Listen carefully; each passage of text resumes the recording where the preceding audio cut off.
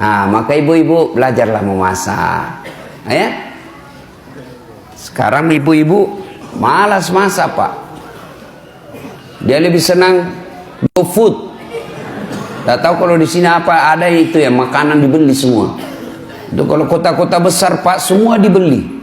Sambal terasi pun yang sudah diulek-ulek dibeli, Pak.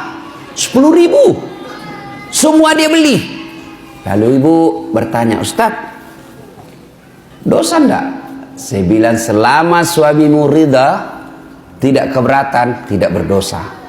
Tapi ingat, tidak ada pahala yang bisa kau kumpul untuk masuk surga. Tidakkah ke pasar berkeringat itu pahala? Tidakkah mengulek-ulek itu kalian capek pahala? Tidakkah anda ibu memasak itu pahala? Ketika proses itu tidak kita alami, proses membeli ke pasar, proses mengupas, proses memasak, proses menggoreng, tidak ada semua proses itu, maka tidak ada pahala yang kalian dapat. Dan ketika pahala anda tidak ada, maka apa harapanmu masuk ke dalam surga? Apakah orang masuk surga karena tidak punya dosa? Ibu-ibu, apakah orang masuk surga karena tidak punya dosa? Kalau orang masuk surga tidak punya dosa, maka tidak ada isinya surga kecuali Muhammad sallallahu alaihi wasallam. Hanya satu manusia yang tidak punya dosa, dialah baginda kita Muhammad sallallahu alaihi wasallam. Kalau kita ini nih muka-muka penuh dosa semua ini, Pak. Lalu kenapa orang bisa masuk surga? Ketika ditimbang pahalamu dengan keburukanmu, timbang punya timbang, ternyata lebih banyak pahala kebaikanmu daripada dosamu, akhirnya kau masuk surga. Itu sebabnya. Maka ibu-ibu, memasak adalah pahala. Maka mulai besok masaklah. Apa hebatnya kalau ibu memasak? Apa hebatnya kalau ibu-ibu memasak di rumah? Satu, jelas halalnya. Ibu masak jelas halalnya. Masakan di luar belum tentu halal. Ayam potong, hati-hati. Banyak ayam potong yang mungkin bangkai.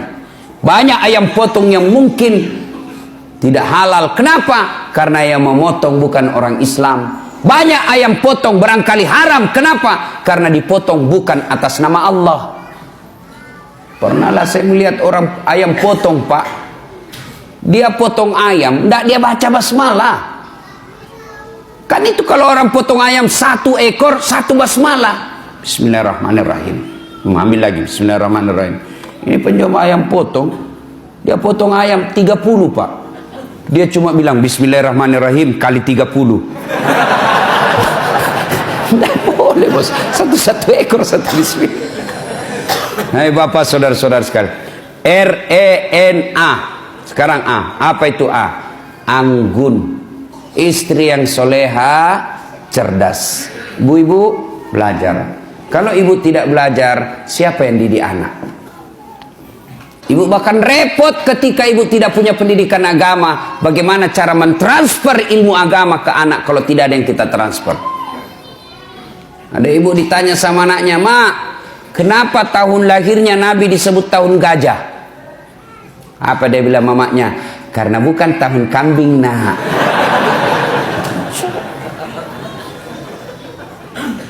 Ilmu ibu untuk mendidik anak. Maka ibu-ibu sekolah kuliah tinggi-tinggi sebenarnya bukan sekedar untuk cari kerja. Ibu-ibu jadi dokter, jadi sarjana, jadi magister, bukan sekedarnya untuk status sosial semata, bukan untuk mempermudah dapat kerja, tapi yang lebih utama ilmu yang ibu dapat di kampus, ilmu yang ibu dapat di uni perkuliahan, tujuannya apa? Untuk mendidik anak-anak di rumah. Jangan lagi berkata, wah rugi saya sekolah tinggi-tinggi tidak jadi pegawai. Tidak ada ruginya menuntut ilmu. Ilmu yang kita dapatkan di bangku kuliah, insya Allah kita akan tiriskan ke anak-anak kita. Harus belajar. Ibu juga kalau tidak belajar, dibodoh-bodohi sama suami.